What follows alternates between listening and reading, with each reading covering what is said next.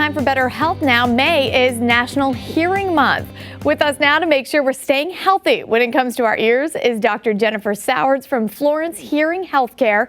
And welcome. Good to see you again. You too. Thank you, Brittany, for having us on the show again. Absolutely. So tell us why it's so important to make sure our hearing health is in check. Sure. So as May is Better Hearing Month.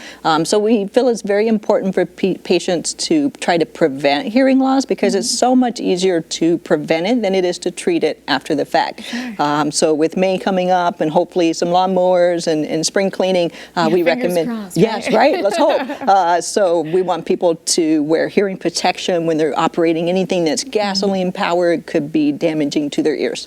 Thinking outdoor concerts as well. Absolutely. I know I've been to a few where my ears are ringing afterwards. Yes. So we recommend that patients wear earplugs when they are at a concert or going to loud sporting events, basketball games, football games.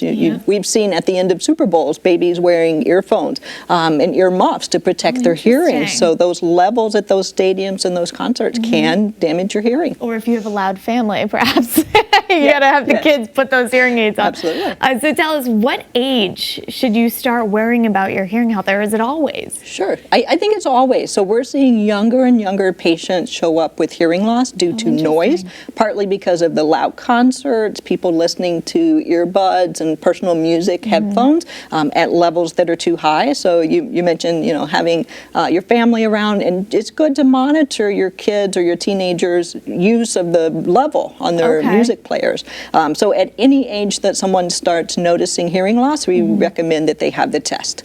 Now, how would someone know if they have hearing loss? Very good question. So some signs are oftentimes, hearing loss sneaks up on people. Yes. And a lot of times they don't know what's happening. They're just turning the TV up just so they can understand it. And so some things to watch out for is usually people around them will notice, I'm having to speak up. You're asking me to repeat myself. Little louder. Exactly. So the TV being up, asking for repetitions. And then the other one that's really common is if you're somewhere really noisy, so like a restaurant or a lot of background noise, you'll see people, really struggling in that sort of situation. So if anyone notices that, or if they have ringing in their ears, that's a good time to get a hearing test. Now, how often should you be getting a hearing test in general, even if you don't think maybe that you have an issue? Is that something you should be checking in on? Sure.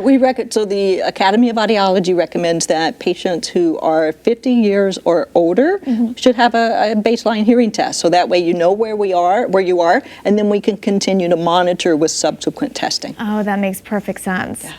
Kids have this in schooling, don't they? They get the hearing test? They do, yes. So oftentimes in grade schools, usually kindergarten is a pre-admission screening, and then later in grade school, kids will have the hearing test where they raise their hand for beeps, which is a great screener to check for hearing loss in kids. And oftentimes adults, it never comes up until the TV's too loud and that sort of thing. So that's why we recommend that baseline testing and monitoring so we can check those levels. Hopefully people aren't turning us down too much right now as they watch us on their TVs. But any other quick advice for people who maybe want to learn more? Sure. So we have an event tomorrow at the Lilly Library in Florence at 1 o'clock.